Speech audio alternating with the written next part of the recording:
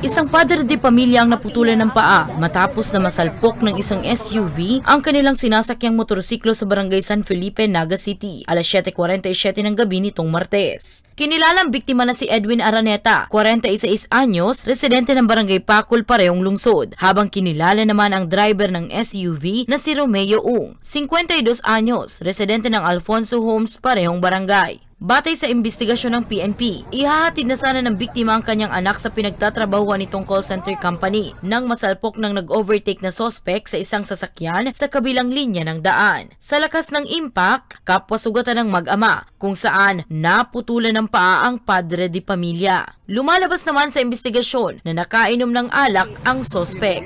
Actually, maraming accident nangyayari. Isang malaking factor is fault of the driver. Lalo pa po kung nakainom tayo, siguro mas maganda wag na lang muna magbiyahe or magpa-drive tayo sa kilala.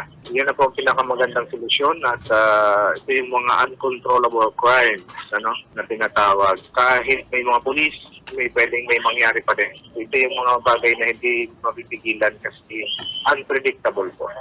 Nasa kustudiya pa ng Police Station 3 ang sospek na mahaharap sa kasong reckless imprudence resulting to serious physical injuries and damage to property. Para sa mga balitang Tatak Bicol, Danica Garcia.